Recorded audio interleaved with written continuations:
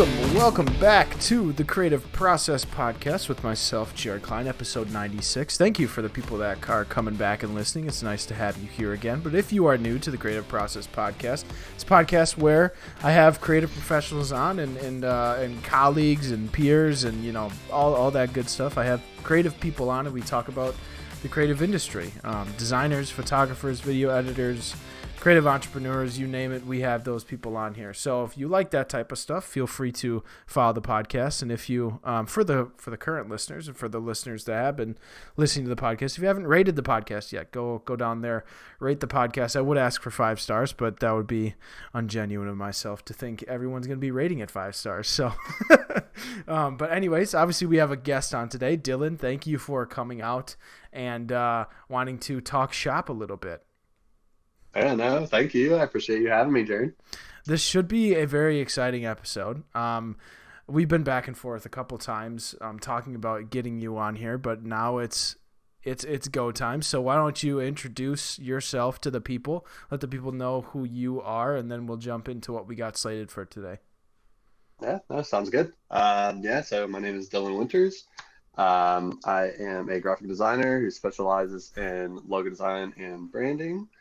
I run my own studio, Dylan Winters Design Co. And then I am also recently the director of graphic design at Marshall University in the athletic department. I've been designing for over, at least over like 15 years, like since I've been in high school, and really learned what graphic design was, and every path is different for everybody, but it's just the way that my path has come to now. So for sure, yeah, quite the journey there. So you getting into Marshall, you said you worked at Pitt before, so you've worked in sports before, but getting back into sports, was that a weird transition for you from freelance into sports, or? I think I just had to get back into it, it's just like one of those things I've always loved putting sports and design together. So anytime those types of projects come around, it's just in my wheelhouse. So it was, like I said, it was just kind of just getting back in the flow of a seasonal just mindset when you get back into the sports world. So because a lot of my freelance work is branding, so I'm working one-off projects with clients where I'll do their logo design and then that's it. So I'm trying to work more towards where I'm doing the logo design and I'm doing everything else for them as well. If it goes from packaging to pretty much whatever you could think of, just all the additional branding assets that go along with a logo design. But yeah, as far as working with Marshall, it's been awesome. Getting back into the swing of things on the sports side of everything, and a lot more Photoshop work and whatnot, as you know it. So yeah, it was I don't know, for some reason I was surprised to see that you got a job back in sports again. I don't know, it was a surprise, not like a bad surprise in any way, but it was oh, okay, that's interesting, that's kind of cool, that type of surprise. You talked about it a little bit, but I'm sure rekindling that want to go back into Photoshop and create sports graphics and stuff, was that a no-brainer, or is it because of what you have, what you're wanting to do down the line? Because sometimes I'll be the first to admit it, I'm taking jobs in my career right now because it lines up with my with an end goal, that type of thing.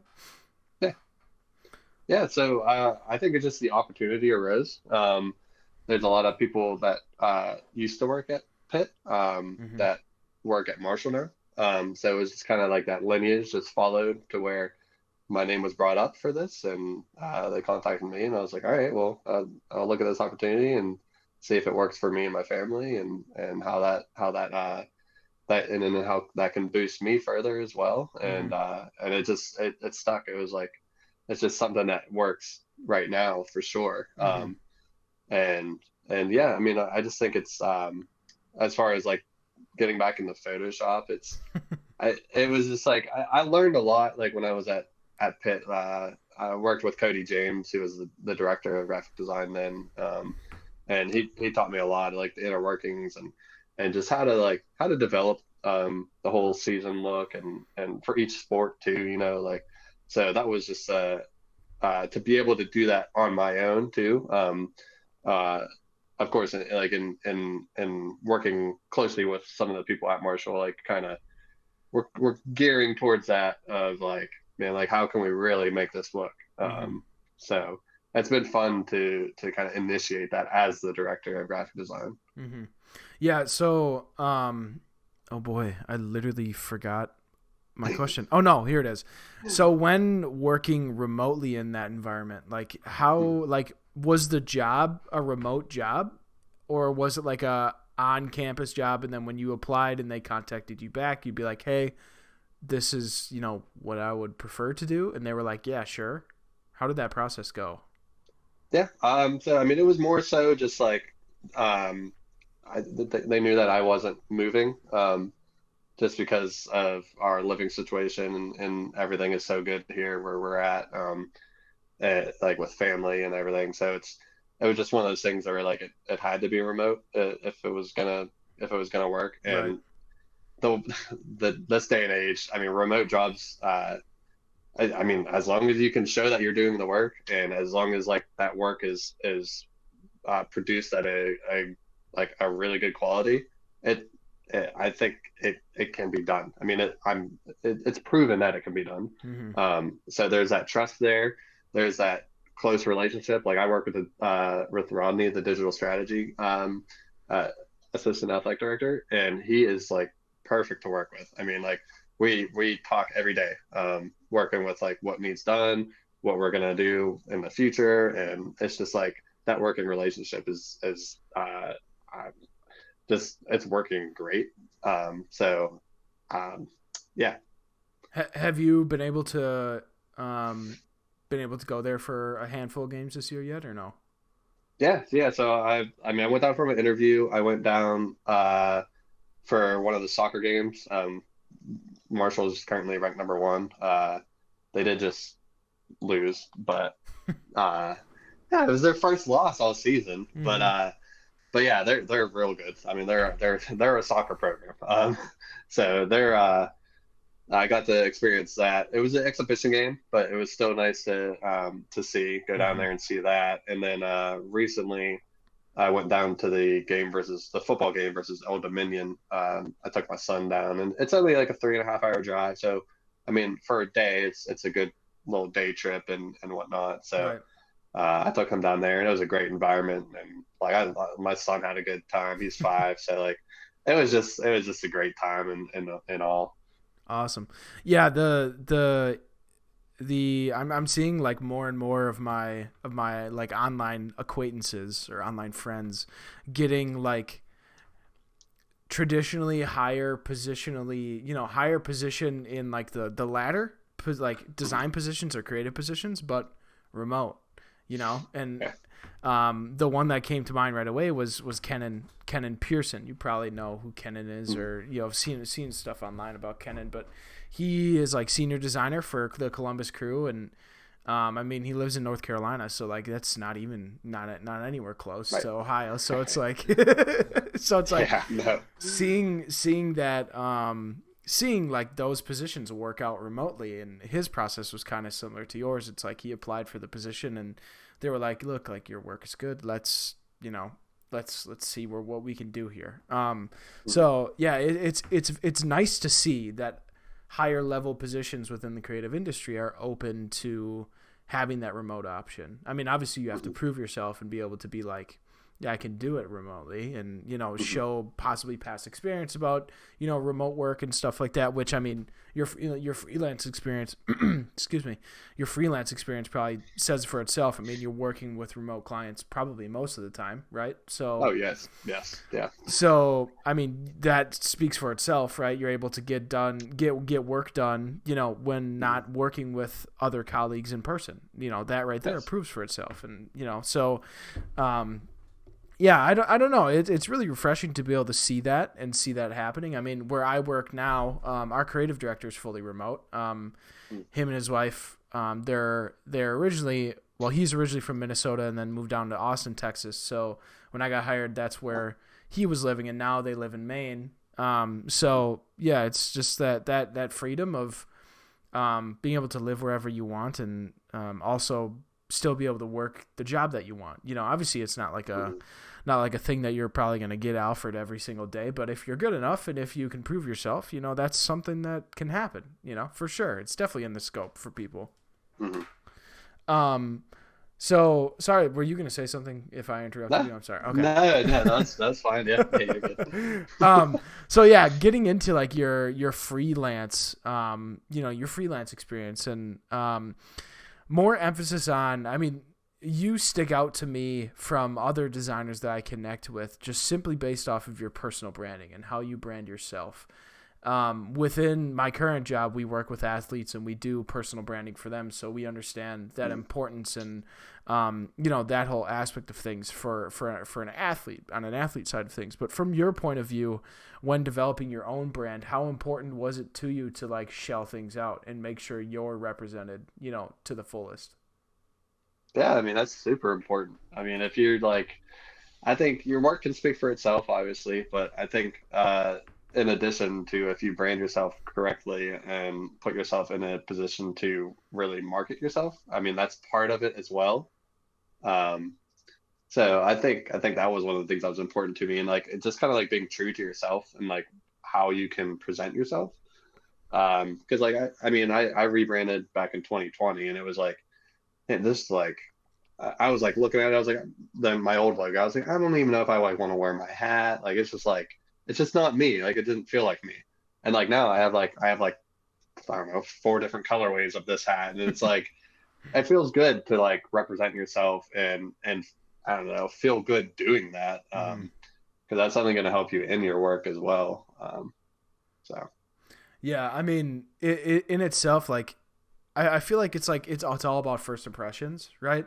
If you're either reaching out to a client or a client reaches out to you, and I mean, obviously, like rather than seeing face to face and getting to meet you, in the flesh, their first impression is either seeing like a photo of you or like a photo of you with like your merch on or, your logo or your website. So like making sure like that is fully shelled out. And like, I mean, for you personally, like, was it like just based off of what you think looked good, or were you thinking about how other people are going to be seeing it? yeah, I mean, you have to think on both ends. Okay.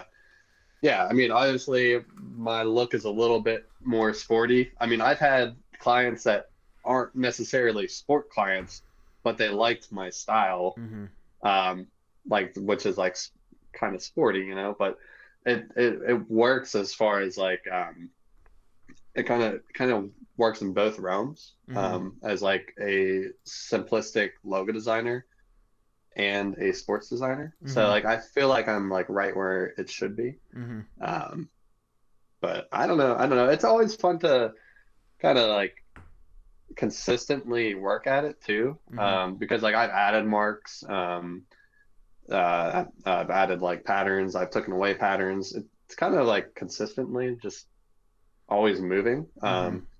And you just kind of, I think it's good to do that, not get too stagnant. Mm-hmm. So, I mean, always play with your personal brand. I mean, change it up a little bit. Add, like I said, add something to it, and it makes it interesting and keeps it relevant. Mm-hmm. Yeah, for sure. I mean, I put down in the notes. I mean, I put down in the notes, look good, feel good. I mean, that can resonate with people within sports, and especially because we talk about uniforms and the uniforms looking sweet. But when it comes to your personal branding, there's no better way to, or not no better way. Not a there's not a bigger reason to like dive into your own personal branding and make sure it looks good.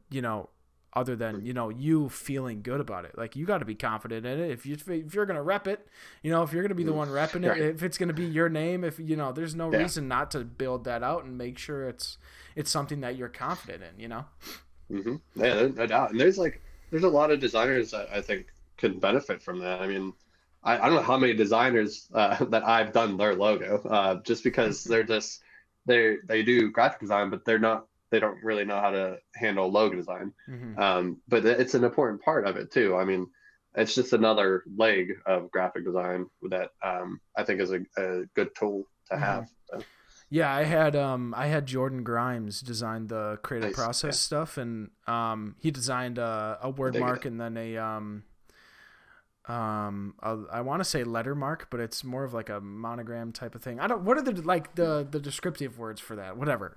He designed like the Yeah, yeah, creative monogram. process words and then the CP. So Mhm. that yeah, it was nice to kind of offload that to to someone where that's their niche and like Hmm. that Right. where they're confident about that. Hmm. I came in with some creative direction and then he kind of shelled it out and made it to what it is, obviously, because Nice. he's got the eye for things. So, but yeah, it was nice to get guidance from someone where that's their specialty. It was a cool, having conversations with him about things was an awesome way of like, oh, I didn't look at it this way. I didn't, Yeah. those type of things. It was fantastic. I Yeah. think It, is it's oh, my bad. My bad. no, go, you All go. right, all right, all right. So I was just gonna say it's good to like delve into that, even if it is just having a conversation with another designer that has that niche. Like I would say that like one area that I'd like to like kind of learn more in is like motion. Hmm. Like I understand some of it, like After Effects, and like I just think talking with somebody else would help as far as like even like the just like the standard things, like okay, like exporting stuff Hmm. and all that. Like I know a little bit about motion, but like it would help me if I would talk to somebody and be like, all right, well, like how do you do this? How do you do that? So like Hmm. I think that's good for us designers to like kind of tap into each other and it only helps all of us. I mean, it really does. So Hmm. that's cool to hear like your interaction with Jordan like that is like that's just cool to hear that like another designer speaking to another designer, just kind of getting that little relationship going and Hmm. whatnot. So Yeah, because he was more. I mean, obviously talking it more on like the brand itself. Like what the logos are gonna look like, and then scalability and those type of things. But then I was thinking of it from a way of like, how's it gonna look on social? How's it gonna look with like possibly different treatments on it and stuff like right. that. So that match that that yeah, I would say that match was kind of was nice and it was cool to have Mhm. those conversations and I think that goes along with like even just connecting with like not on a business level, but just connecting with other designers and asking them like I mean, for you to learn motion, you're not gonna go, buy something from a motion designer. You're gonna go ask them questions if you want Mhm. to, or go watch videos of people that produce tutorials. So it's just like just connecting with other designers, you learn so much, and asking those Yeah. questions. It's crazy, man. It's Yeah, so crazy. it really is, and that's one thing I do love about like the design community is just the openness Hmm. and whatnot. I mean, what if I would ask somebody about motion? They're not gonna get mad at me because I do something at Marshall that has some motion to it or something. Like Hmm. they're like it's to benefit everybody. I Hmm. mean, just to like to grow as an artist and a designer. So Hmm. So I wanted to dive in a little bit more to your website and in particular the process page. For the viewers, if you want to maybe follow along or look at the page, all of Dylan's links will be down below. So go down below, um, connect with him, whatever. But if you want to follow along while we potentially, maybe talk in depth, I don't know how the conversation is going to go. But the page I'm referencing is the process page on Dylan's website. But yeah, Dylan, this was something interesting when I was doing some research about your brand and about you and everything. I haven't really seen a page like this before on a freelancer's website.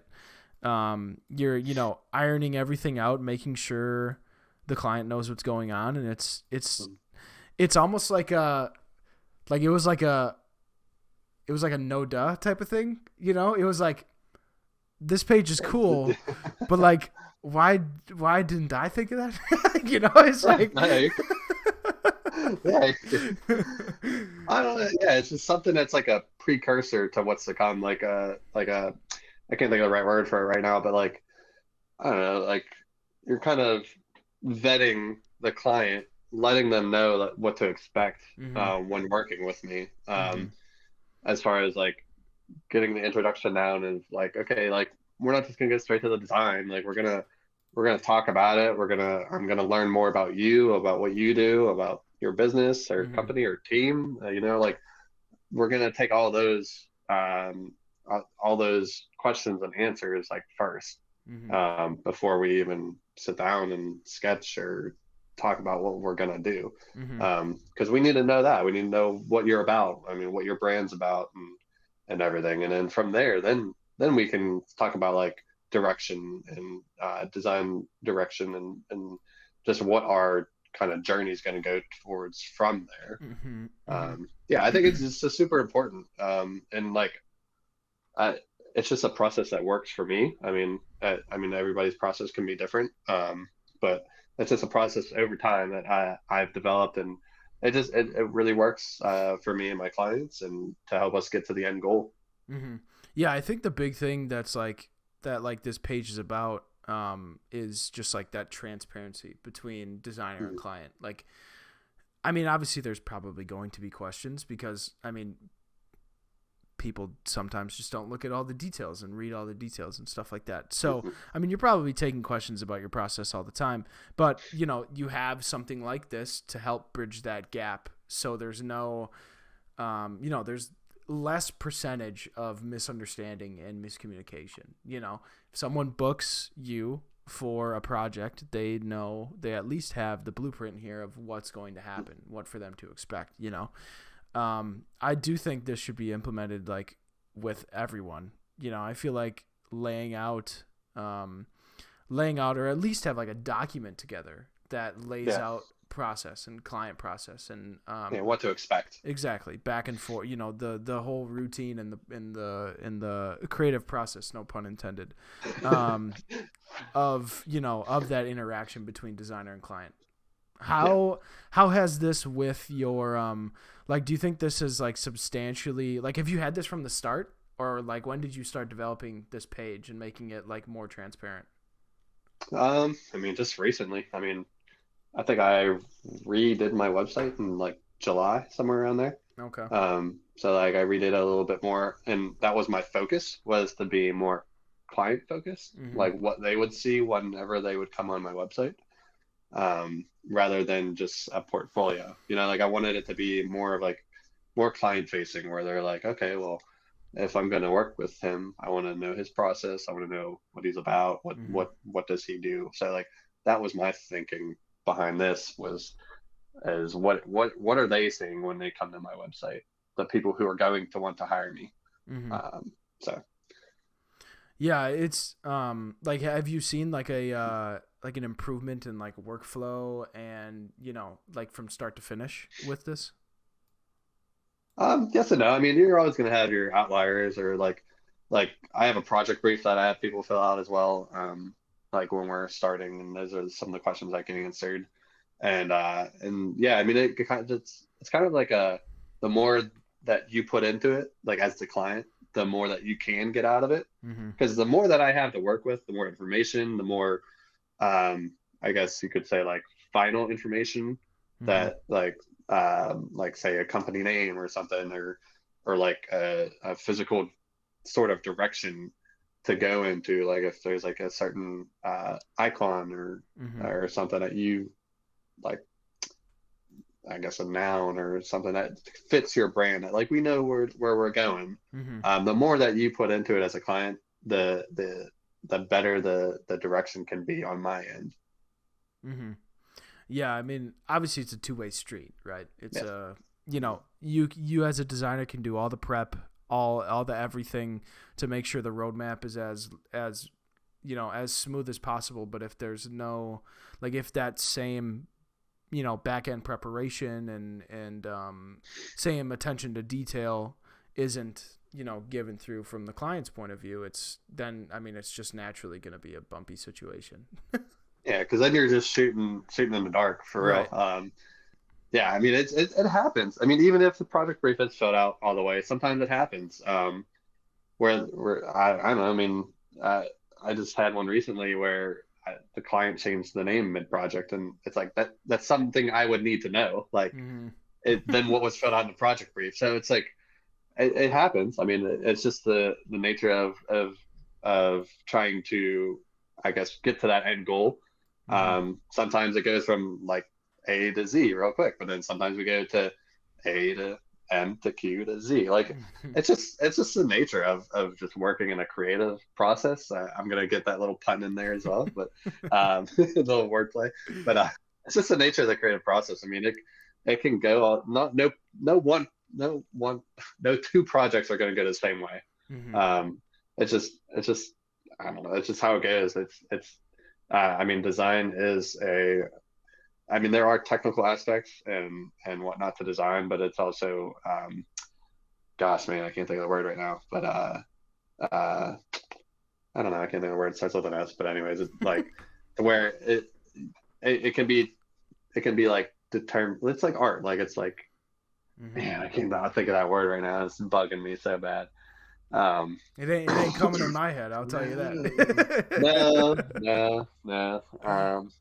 But yeah, I mean, it can be viewed in different ways. So I mean, you're gonna get a different viewpoint from the client. You're gonna get a different viewpoint from yourself as a designer. I mean, everybody has different experiences and everything. So it's gonna get viewed different ways. So it's just about how you communicate that with your client and how you can communicate that from your client to their audience. So I guess staying on your website, I'm curious what project on your website you had the most fun with. I'm just curious. I saw you did the Creative Sports Podcast logo. I loved that logo, and then I looked on your website and I was like, makes sense. Makes sense. Yeah, I love combining things that work well together. So that was like a man, like this is just like it hits. It's like the microphone and then like the foam finger. It's like it puts the two together. Create a sports podcast. Yep. Yeah, I mean, I guess I'll go two routes. Most fulfilling would probably be the Pitt soccer crest. Okay. It's just like grown like to like what I just didn't even like realize like what it could be whenever I was at Pitt. And it's become part of like the brand marks, not just like a one-off like one-off mark or anything. Like it's on the pitch, it's on their kits. It's just like it's everywhere. It's on the scarves. It's just become its own brand within Pitt.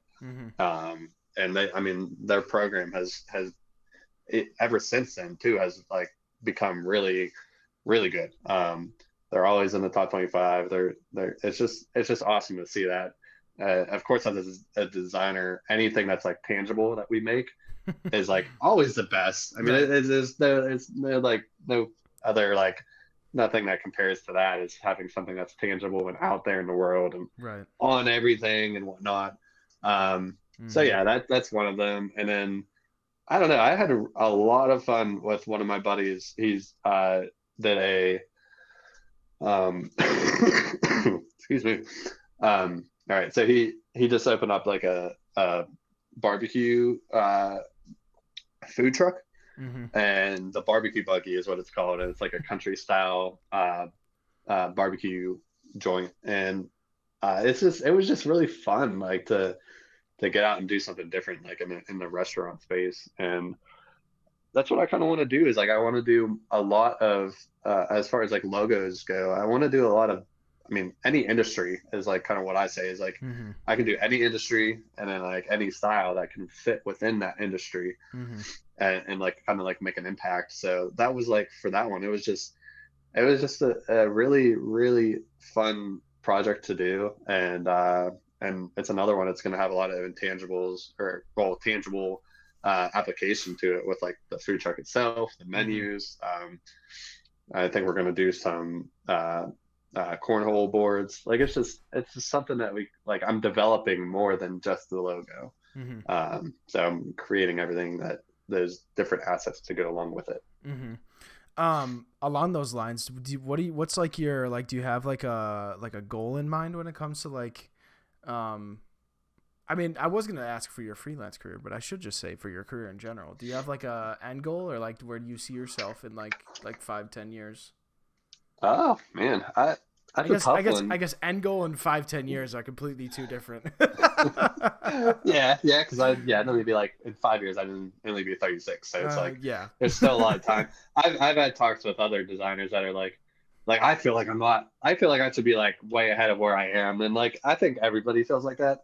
And I had a talk with the guys from Torch the one time, and Torch Creative, and they're like you're young, like you got a lot of time left still, and like and everything. So like I don't know. I mean, I kind of take it as it goes. I think that's just one of my things is I take it as it goes, take projects as they come. And I mean, I think my goal is just to make as many logos as I can. It's my passion is making logos and creating something that represents something. I know that's vague, but like, it just means so much to me to create something that can represent something. I mean, a sports logo can represent the team. I mean, it's just, the barbecue logo represents that my buddy and his business, like what she's proud of. He loves making barbecue, like he loves smoking meat, and it's like I don't know, it's just something about it. It's just like being able to represent something. It has meaning to it.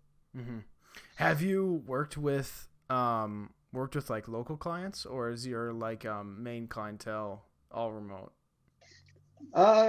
Mostly remote. I live like an hour south of Pittsburgh. I think if I lived in Pittsburgh or something, or like in a bigger city, there'd be more opportunity to do more local stuff. But yeah, not in my area right now. I live in Uniontown, PA, so it's like it's tough to get those local clients that are willing to spend the money or also see the value in logo design and branding. Yeah, yeah. So yeah. So yeah, a lot of remote. Yeah, I have this little thing on my website as well where I have like each state and like where I've worked with people in each state, like kind of like trying to fill that I guess that's like a nice little goal, little personal goal that I have going on is where like I want to work with somebody that from each state to fill that up. So now with your full-time gig at Marshall and then your freelance side of things, what's that balance like? Like, are you taking freelance jobs right now, or is it more of like a full-time is what you're doing and that's kind of it type of thing? Yeah, no, it's a really good balance. I I have no complaints so far. I've been working a lot on Marshall stuff, and then I still have time to do my client work, and I have no complaints. It's been really good, a good balance to kind of just work with right now. It's been going great. Good.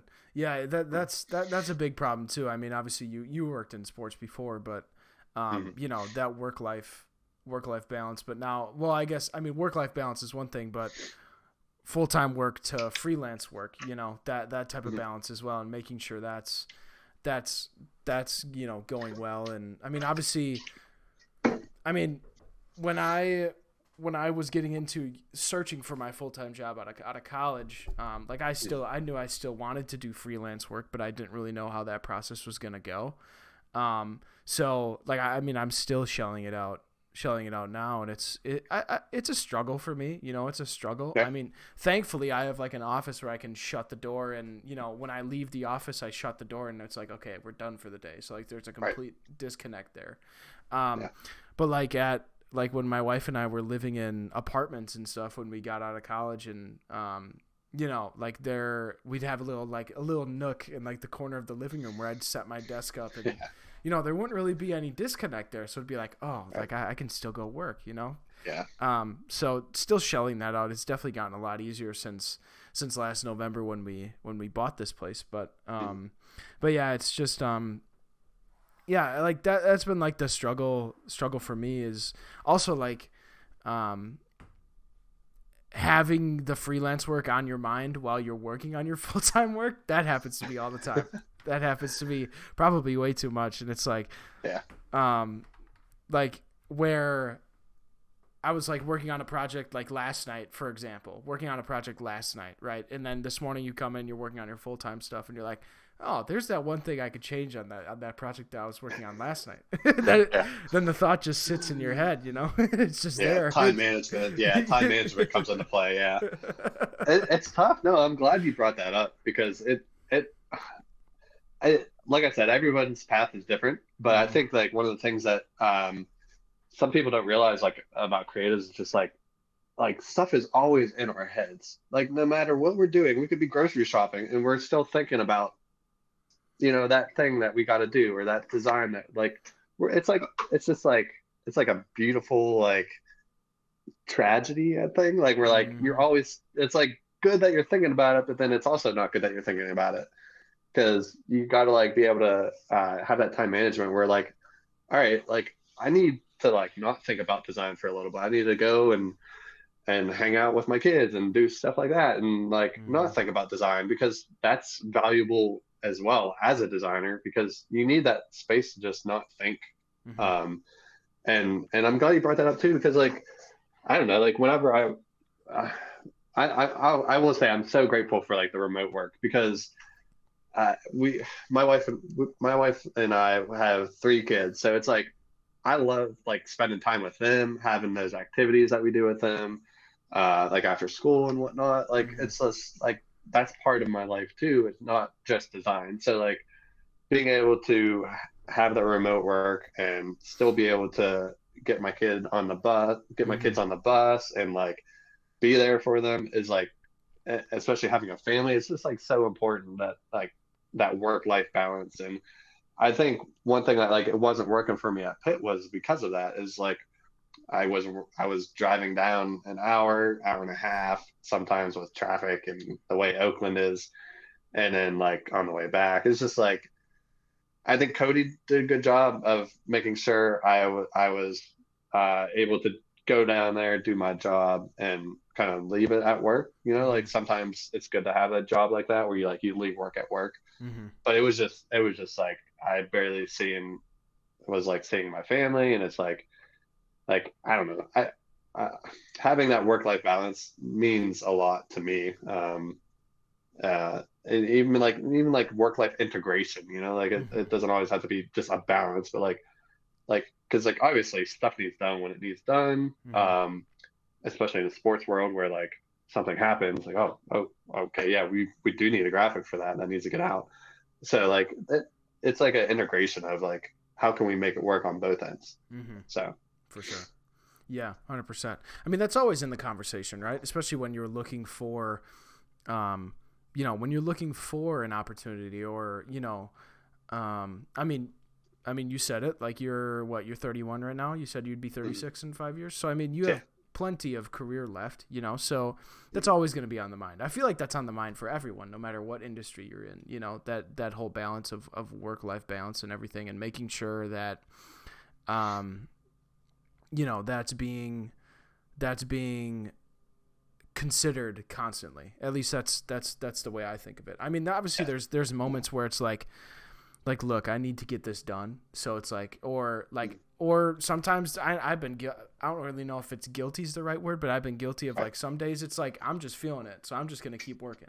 Like Yeah. it's just yeah. There's been days like that, but when I guess to solidify, it's like the expectation of work life balance initially when you're getting your opportunity is like, okay, you have like a 9 to 5, for example. Those are your Mhm. hours. If you want to work past these hours, it's up to you. If you want to Mhm. work, I mean, but you have to work, those 8 hours. You got to get those 8 hours in. Mhm. If it's like that, then yeah, perfect. But then if you want to go more, it's up to you. It's your decision. Mhm. Those type of things. Um, but obviously within sports, it's a completely different story when it Oh comes to yes. sports. And Yes. so finding that, I mean, by this time, hopefully people know if they want to work in sports, they should know what they're signing up for. Oh yeah. That's a self-inflicted opportunity right there. Yeah. Yeah. We all know. We know how. We just all know how it goes in sports and being a creative in sports. So Hmm. so yeah, yeah. You gotta work with it and just make sure you're gaining as much as you're giving. I Hmm. think that's a That's a good good way to do it too. Yeah, for sure. yes, that'd be a good note of thought Hmm. to if you're thinking about working in sports, or even if you are working in sports, it's just a good thing to think about is like make sure you're getting as much as you're giving as well. Hmm. Because I know like especially creatives, I feel as a creative, we give a lot. We are very, very, very, very passionate about our work. We want to make sure that we're not just putting out something at 60%. Like we're always like, man, like let's get this, let's make an impact with Mhm. this. Like it's definitely not about, okay, let's just get this done. It's, we're very, very proud of our work and like what we're trying to put out there for our teams and for ourselves too. So Mm-hmm. Yeah, 100% agree with that for sure. Well, Dylan, it's been fantastic talking with you. It's been amazing talking with you. I know we've been connecting on social for a while now, mm, but it's been awesome being able to sit down and talk shop a little bit and have you on the podcast. And I know the viewers of this podcast should have gotten a lot out of it. You're very knowledgeable about what you're doing, and it's awesome to be able to be in a position to ask you questions about your experience and have you be able to, shell it out for the people that want to know. So again, thank you. Very grateful for you to take the time out of your day to come on today. And yeah, it was awesome. yeah, I hope you had a good time.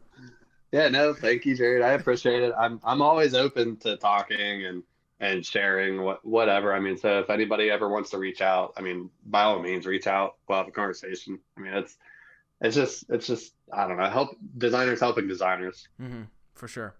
Well, on that note, viewers, thank you for coming out to episode 96 of the Creative Process Podcast. It's been a fantastic one. So if you have any questions, like Dylan said, make sure to reach out and get those possibly answered. But for next week, episode 97. I will leave that on the table. You guys can guess what's going to happen in 97. But yeah, anyways, thank you for coming out today. It's been awesome. Hope you have a great rest of your day, week, month, whenever you are listening to this. And as always, make sure you tell someone that you love them. All right, we will take it easy. We'll see you in the next episode. Peace.